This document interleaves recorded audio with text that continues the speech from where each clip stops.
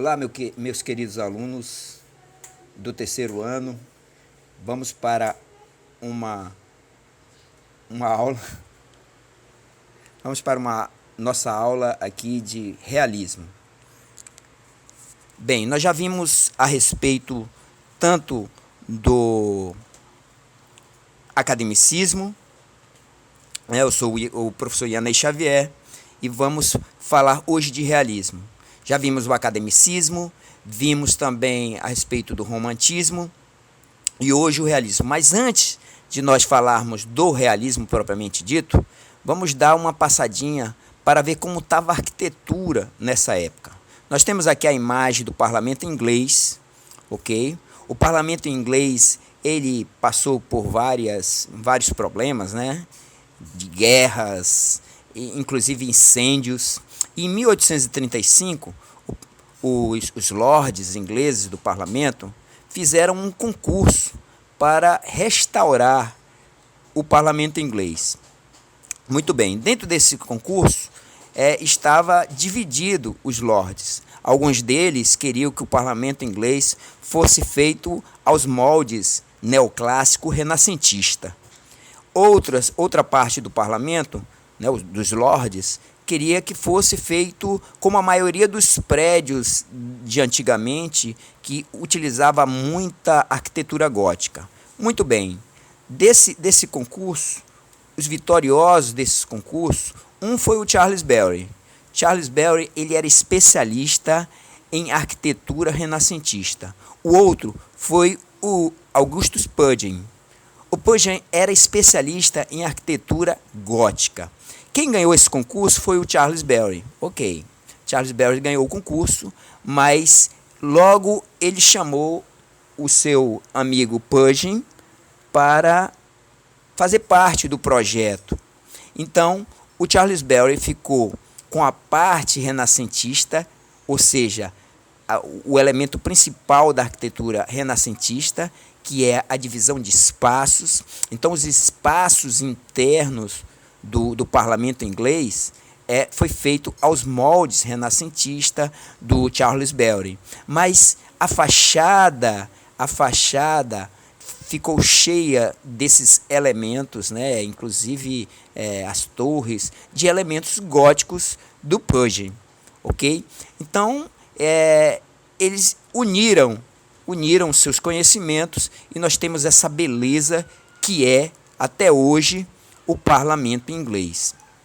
A arquitetura, como nós conhecemos hoje, dos arranha-céus, dos grandes arranha-céus, só foi acontecer, na verdade, a partir já do século XX, principalmente a partir da década de 20, né? Claro, antes da década de 20, mas a partir da década de 20, principalmente com o advento do concreto armado e do uso de metalurgia, de ferro, né, de aço, é que nós fomos ter, principalmente nos Estados Unidos.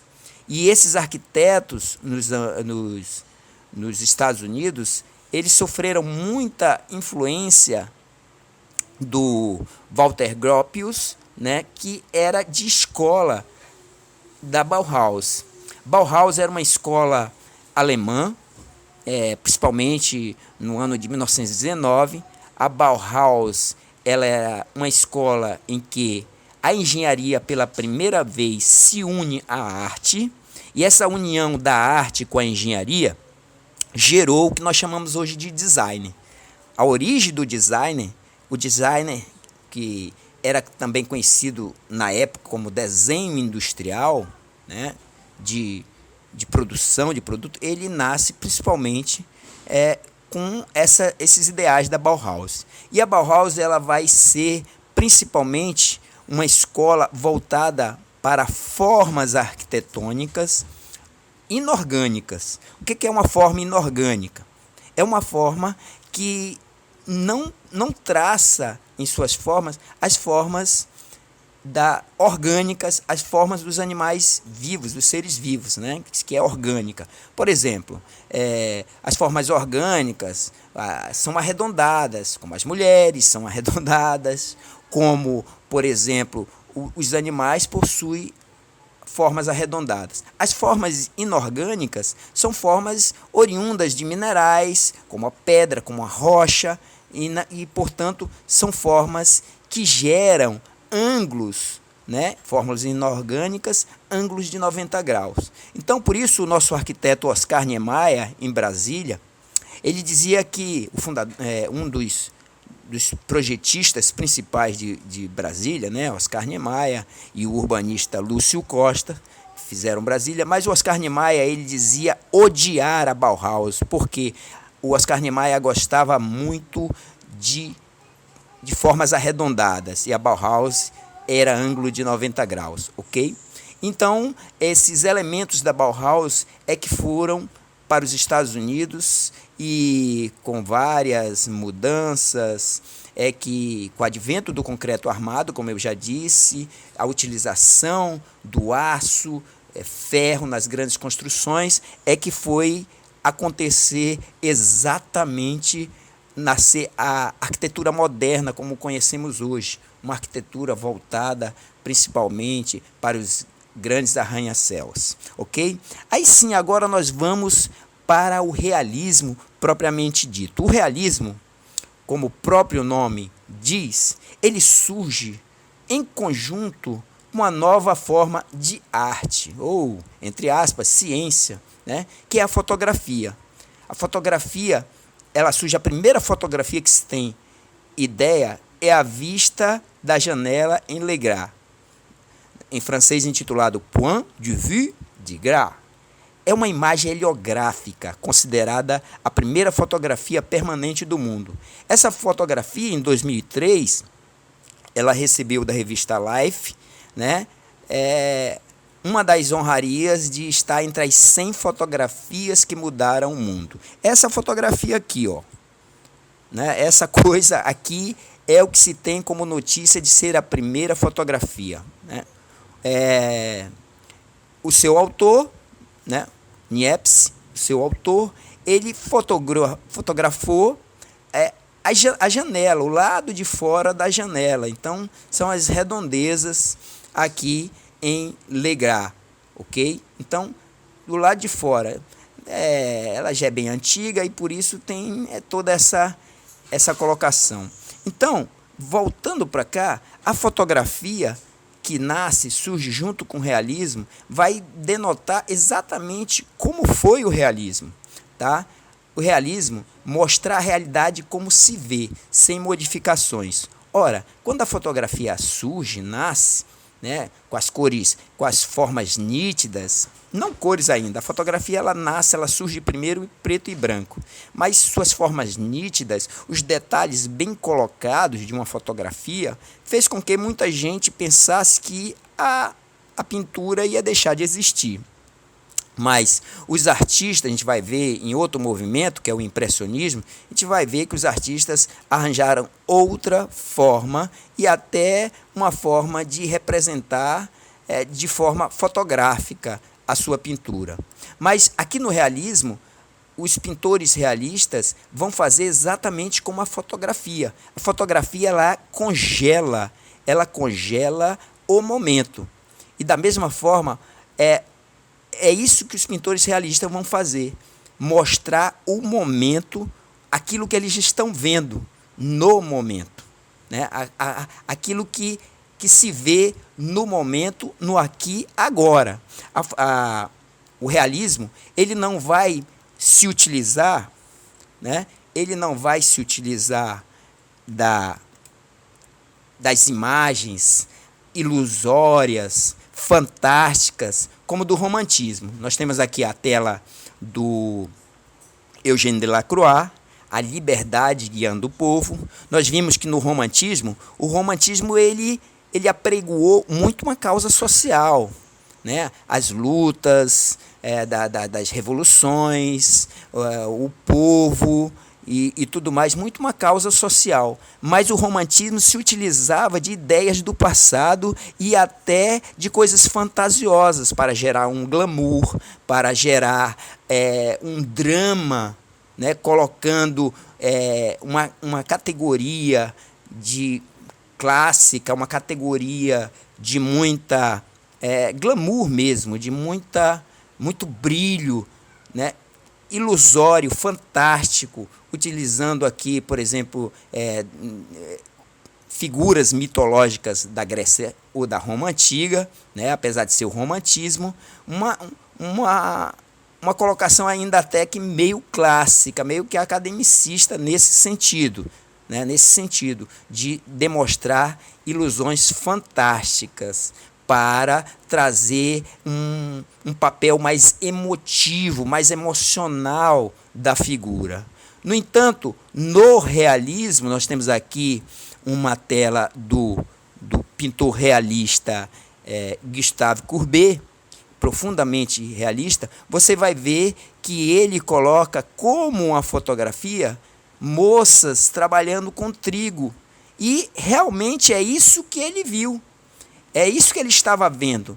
E são moças de verdade que ele passou a pintá-las, vendo ela fazendo os seus trabalhos. Pessoas simples, sem ilusão, sem determinar ilusão. Essa moça que está em primeiro plano, né, ele coloca bem ela no seu afazer diário, até colocando em xeque uma visualização, por exemplo, da exploração do trabalho, né, da exploração, pessoas simples que trabalhando para alguém, fazendo alguma coisa de exploração de trabalho. Então, o próprio Gustave Courbet, ele sintetizou muito bem essa ideia do realismo, essa ideia de pintar aquilo que está sendo visto sem inventar nenhuma idealização de beleza, como fazia o neoclássico, sem trazer nenhuma figura do passado, como fazia, por exemplo, o romantismo, de trazer ideias do passado para dar mais glamour, para dar mais uma forma de ilusão. E o romantismo, né, com esse seu glamour, vai ficar no realismo. O realismo vai fincar o seu pensamento naquilo que se vê realmente, no momento que se vê, no momento atual. Não é como o romantismo que volta ao passado para trazer algo fantasioso, né? O realismo, ele é como uma fotografia, congela o momento do aqui e agora. E o Gustave Courbet, que fez essas moças trabalhando com trigo aqui, ele sintetiza muito bem as ideias realistas, porque ele dizia assim: eu nunca pintei um anjo porque nunca vi um. Ou seja, ele só pintava aquilo que ele via. É como um fotógrafo. Um fotógrafo só vai fotografar aquilo que está à sua frente. Tudo bem que hoje em dia tem várias outras formas virtuais de se fazer fotografia, etc. e tal. Mas em épocas passadas, não. O fotógrafo só podia fotografar aquilo que estava na sua frente. E era exatamente o que os realistas faziam, tá? A ilusão, a fantasia e a criatividade épica usando o passado do romantismo e a objetividade, né? O romantismo era subjetivo, mas o nosso realismo, ele é objetivo, a realidade concreta daquilo que os olhos veem aqui e agora. Temos aqui o romântico Delacroix e temos aqui o realista Gustave Courbet. Temos esse cidadão aqui também, Jean-François Millet. O Jean-François Millet, ele também, dentro das suas condições, ele está no meio termo. Ele foi interessante porque em um tempo em que aquilo que se apresentava nas grandes galerias de Paris, principalmente o grande Salão de Paris, que era onde hoje é o Museu do Louvre, né? Lá foi a grande local academicista da academia mais, digamos assim, pujante da época, fundada por Napoleão Bonaparte. Então, os quadros do Jean-François Millet, esse cidadão aí, ia para essa academia. E ele era meio que estava nessa mistura, né? Ele, como não sabia direito que ele tinha um pé no romantismo e ao mesmo tempo um pé no realismo. Ele estava nessa transição, romantismo, realismo. Então a gente pode ver aqui no quadro do Millet, né, as respigadoras, exatamente isso que eu acabei de falar. Veja como o quadro é um quadro pequeno e mesmo assim o Millet ele se compromete que ao mesmo tempo que ele faz um quadro realista, ele coloca algumas concepções românticas ainda, para que o observador, principalmente aquele observador que sempre estava na Galeria de Arte de Paris, sempre estava no grande salão de arte de Paris, ele era burguês, era aristocrata, era alguém da elite parisiense. E, como da elite parisiense, não gostaria de ver quadros representados como temática pessoas miseráveis, pessoas pobres essas que poderiam ser, né, no futuro, num tempo de revoltas, de revoluções, podia ser aqueles que se revoltassem contra eles. Então o Millet coloca aqui 3 mulheres pobres, miseráveis, mas você vê, né, elas estão colhendo os restos da colheita de milho para o seu almoço, para comer, para se abastecer, e vão colocando as migalhas que foram deixadas aqui nos seus bolsos, nas suas bolsas, né? Enquanto aqui nós vemos carroças, olha, são carroças aqui hipercarregadas da colheita desse milho, que o dono da terra aqui com certeza vai vender. Aqui também nós vemos um cavaleiro, ó, um cavaleiro que com certeza trabalha para o dono da terra.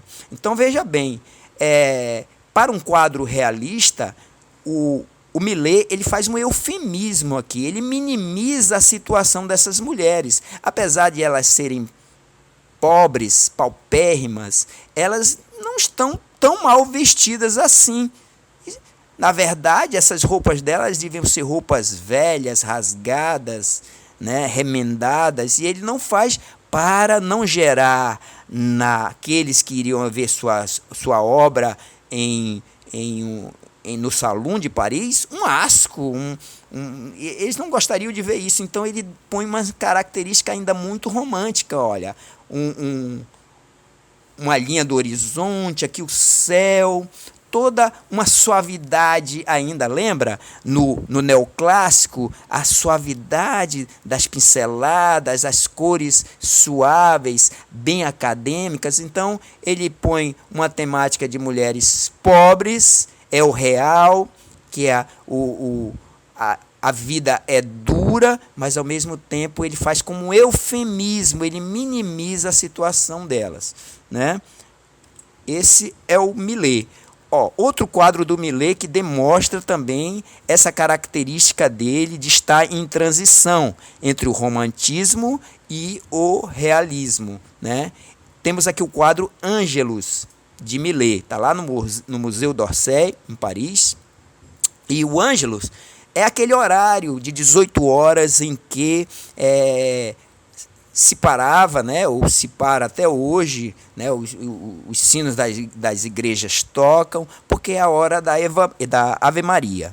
Então, a hora da Ave Maria, os trabalhadores aqui, eles param de trabalhar, a gente verifica que seus instrumentos de trabalho estão todos apostos aqui, mas eles param. O homem tira o chapéu e ele está curvado como se estivesse orando. A mulher também a gente vê claramente que está nesse momento orando. Então é aquele horário do pôr do sol, das 18 horas, ele faz até esse pôr do sol. Então são pessoas também humildes, é a realidade, é o realismo, mas ao mesmo tempo ele cumpre em fazer com as mesmas ideias de não levar os olhos da burguesia, dos aristocratas, da elite que são os observadores do Salão de Arte, né, lá no Louvre. Ele ameniza a situação desses pobres coitados. Ele ameniza com a sua pintura, com a luz, características ainda muito românticas para um artista do realismo. A tela também pequena, né? A gente verifica, ok? Esse é o Millet. Mas aí nós vamos para o realismo propriamente dito, que começa mais ou menos em 1840, 1850, né? E vai até os idos de 1900. Nós temos aqui um autorretrato do pintor francês realista, teve outros, é claro, mas por excelência, que foi o Gustave Courbet. Tá Auguste Courbet aqui, tá? Tá errado esse nome Auguste. Tá errado. É Gustave Courbet. Então, no realismo a gente verifica isso, ok? Então ele pega esse momento dele mesmo, um autorretrato, né? Parece que está desesperado aí, não sei, mas é essa colocação. O Gustave Courbet é aquele que ele diz que ele nunca pintou um anjo porque nunca viu um. Então, jamais poderão dizer que existe um anjo pintado e que era do Gustave Courbet, porque ele jamais pintaria um anjo, a não ser que ele tivesse visto o anjo, ok? Tá aí do Gustave Courbet, quebradores de pedra ou cortadores de pedras, né? Do Gustave Courbet. E aí a gente vê realmente o artista realista por excelência. Você vê que as pinceladas são rígidas. As pinceladas não é aquela suavidade, não, que o Renascimento, os neoclássicos prezava, e nem aquela pincelada com glamour do romantismo. Veja que o velho que está aqui trabalhando nas pedras, um trabalho duro, está com as calças, as roupas, a camisa, todas rasgadas mesmo. Eles são pobres e é rasgado. Ele simplesmente deve ter visto isso e ele pintou. Ele só pintava coisas reais. O jovem que está aqui também é muito jovem para estar num trabalho tão duro. Os pintores neoclássicos ou românticos iam passar horas fazendo as mãos, fazendo o rosto, mas ele não gasta tempo, o mesmo tempo que ele gastou, as mesmas observações que ele teve para as mãos, foi as mesmas observações que ele teve para as pedras. Esse é o ideal. Então, essa é a colocação. Talvez esse mais velho aqui seja o pai desse mais jovem, mas ele coloca de uma forma que o futuro desse jovem que deveria estar estudando, tendo outras condições, o futuro dele que o espera é esse, é de ele se tornar um velho trabalhando aqui na pedreira. Então, veja que também não existe aquela coisa da preocupação que tanto os românticos como os neoclássicos tinham na formulação da forma de construção bem pensada, bem racionalizada da sua pintura, da composição da sua pintura. Veja que nem tampouco se observa linha do horizonte. Olha, mal se vê um pedaço do céu. Ele faz o paredão aqui escuro de propósito, como se esse jovem e este velho estivessem aprisionados nessa situação. E os quebradores de pedras, né, do Gustave Courbet, ele surge no momento em que estamos tendo em toda a Europa, e principalmente na França, né, na Inglaterra, várias revoluções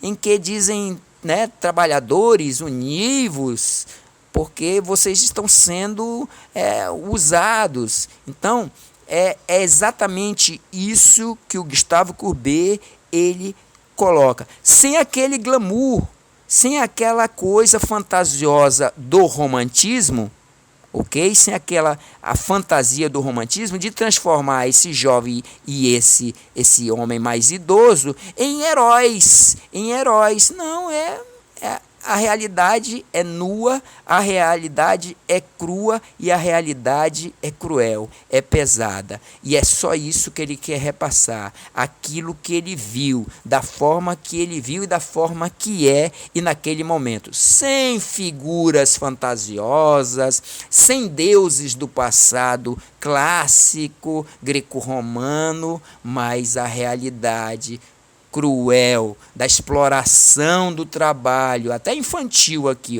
da exploração do trabalho de um adolescente e da exploração do trabalho de um homem bem mais velho, talvez até sexagenário, ok? Esse é o Gustave Courbet.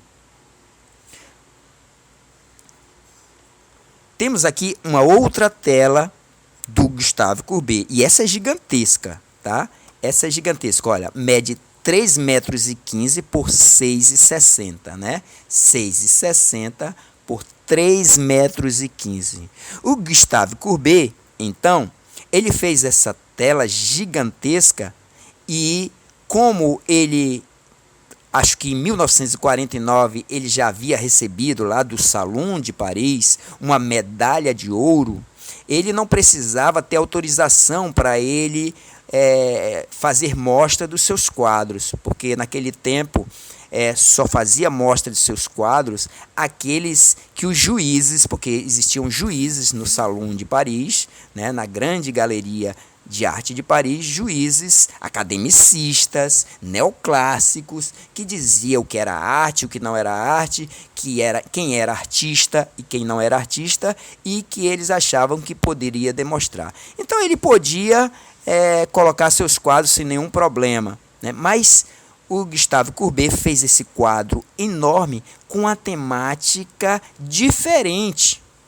Quadros gigantes, quadros enormes, tem que ter, no mínimo, uma temática que seja genuinamente especial para aquele tamanho. Então, a temática deveria ser aqui clássica, ou deveria ser aqui de mitologia, ou deveria ser sacra, ou deveria ser de alguma batalha heróica, algum heroísmo, mas não. O Gustave Courbet faz o enterro em Ornans. Ornans é a cidade do Gustave Courbet. Um enterro, um simples enterro, ou seja, todas essas pessoas aqui são pessoas reais com o Gustave Courbet, pessoas que ele conhecia, não era nenhum modelo, eram pessoas reais. Então, quando foi visto pela aristocracia, pelos burgueses, pela elite do salão, isso gerou um mal-estar em todos eles. Como é que um quadro tão gigantesco vai colocar aqui o clero, aqui a burguesia, a aristocracia, né? E aqui pessoas simples, em um enterro, em um simples enterro. E olha só quem nessa temática, né? Se fosse um quadro romântico, se fosse um quadro neoclássico do Jacques-Louis David, quem seria esse aqui? Seria o Napoleão. A figura mais importante estaria no centro, mas a figura mais importante aqui é o coveiro, um homem simples, o coveiro, e a própria cova que está centralizado. Olha, a própria cova e o coveiro. Isso gerou um problema das pessoas, né, que assistiam, que verificavam esses quadros do Gustave Courbet. Ele colocou exatamente pessoas de verdade, conhecida por todas. Esse cão de caça aqui também é outro fator que não faz sentido nesse quadro. Não faz sentido para o academicismo. O Gustave Courbet deve ter colocado esse cão de caça aqui porque ele estava lá. Se ele estava lá, então é como uma fotografia, mas um cão de caça em uma outra pintura romântica ou neoclássica só estaria presente se ele fosse relevante, se ele fosse importante naquele momento, se tratasse de uma caçada ou se tratasse de um elemento de uma casa, de nobre, da nobreza, que demonstrasse o glamour de ter aquele cão presente, ou seja, fora do contexto de que a academia estava acostumada. Então, temos aí o Gustave Courbet mais uma vez fazendo onda. E nós vamos agora para o nosso principal escultor do realismo, né? O principal escultor do realismo foi, sem dúvida, Auguste Rodin, né? Auguste Rodin. Agora sim, é o Augusto, né? Auguste Rodin. Então nós temos aqui o Balzac do Rodin. Balzac aqui e um detalhe do Balzac. O Balzac foi interessante porque quem pediu para o Rodin, que estava ficando famoso, fazer o Balzac foi a própria Academia de Letras, digamos assim, né, da França, de Paris, né? A própria academia pediu que fizesse o Balzac, mas os acadêmicos, Balzac, filósofo, né, escritor, um homem reconhecido da Academia de Letras da França, de Paris, etc., eles esperavam do Rodin aquela escultura meio que renascentista do Michelangelo, aquela coisa suave, aquela coisa greco-romana. E chega o Rodin com essa escultura do Balzac aqui, meio rústica, porque é realista. Eles não entenderam que o Rodin, ele não demonstrou aqui nessa escultura apenas o exterior do Balzac, mas ele estudou principalmente a colocar o Balzac, a sua personalidade, de forma exterior. Balzac tinha uma personalidade muito forte naquilo, né? Muito forte. E o Balzac também, como a maioria dos intelectuais, não era muito voltado a se preocupar com a aparência, de estar bem arrumadinho, não. Como a maioria dos intelectuais, né? Se você já viu uma foto do Einstein, você vai entender o que eu estou dizendo. Então, é exatamente isso que ele coloca, um Balzac mais interior, um Balzac como pensava Balzac, forte, rústico, sem merengues. Esse é o Balzac. Então, a academia devolveu para o Rodin, devolveu. E só depois, como sempre, foram ver a beleza e a realidade, o realismo que tinha o Balzac do Rodin, né? Rodin, famoso por várias outras esculturas, né? Como o Beijo, como o Pensador, né? O Pensador. Então nós temos aqui outro conjunto, na verdade, escultório, que são os Burgueses de Calais, de Rodin, né? Está lá no Museu Rodin, em Paris. Muito bem, mas os Burgueses de Calais, ele não está só lá no museu, não. Esse conjunto escultório foram feitos e depois mais 11, né? Mais 11, e estão espalhados por todo canto, ok? Então nós vamos ver aqui, em frente à prefeitura de Calais, uma cidade francesa que fica próximo já da Inglaterra, e esse foi o grande colocação, essa cidade, por ficar muito na rota da Inglaterra. Vocês sabem que a Inglaterra sempre guerreou, sempre entrou em conflito com a França, e então, na Guerra dos 100 Anos, entre Inglaterra e França, a cidade de Calais ficou importante, porque era um ponto muito importante em que tinha principalmente uma torre, um local muito fortificado. Então o rei da Inglaterra, ele sitiou, né, ele cercou a cidade de Calais e ficou pronto para abater todas as pessoas que estavam lá. porque ele queria exatamente essa torre, porque seria um local de fortificação para poder continuar a sua luta contra a França. Ok?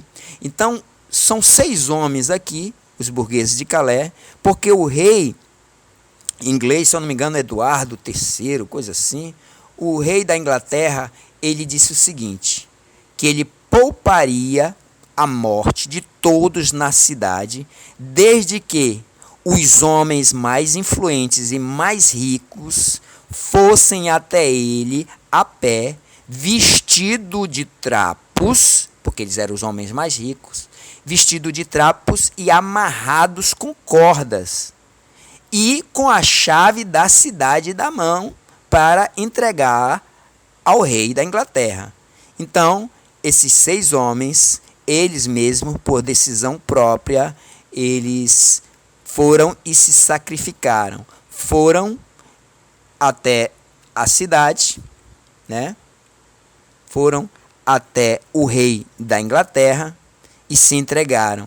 E aí você vê aqui no conjunto escultório todo o drama que deve ter passado na cabeça desses homens que eram ricos para caminharem quilômetros até a morte.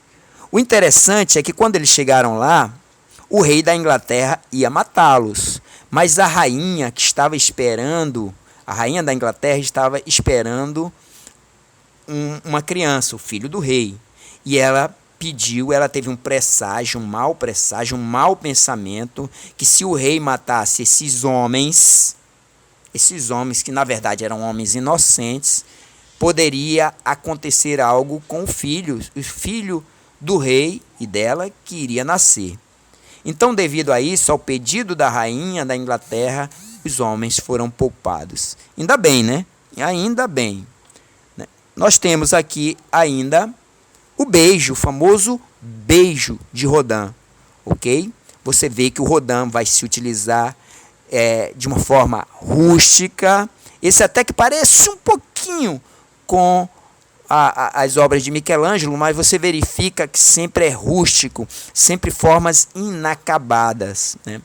Outra pessoa muito forte foi uma das alunas do Rodin, né? Uma das alunas que quase se tornou esposa do Rodin, que é Camille Claudel, né? Eu chego até a pensar que a Camille Claudel, ela barrou o Rodin, ela tem obras da Camille Claudel maravilhosas, né? Então temos o beijo, também o pensador, acho que eu não botei o pensador. E aqui a gente finaliza com o Rodin, o máximo do realismo, tá? Na próxima aula a gente vai adentrar, né? Temos o Almoço na Relva aqui do Manet, né? Ou Manet, como se chamava, para diferenciar do Monet. Tivemos o Monet no impressionismo e tivemos o Manet, que é na fusão, saindo do realismo para o impressionismo, tá? Mas isso a gente vai ver na próxima aula, ok? Obrigado, meus alunos. Nós estamos aqui fazendo esse vídeo, e esse vídeo ele vai entrar em conjunto, tá? Principalmente com esse slide que eu também vou mandar para vocês. O vídeo e os slides é a síntese de todo o realismo, e junto com ele nós vamos continuar mandando para vocês outros vídeos, ok? Mesmo vídeos importantes vindo do YouTube, falando mais sobre o realismo, ok? Obrigado, até mais, se cuidem e saúde!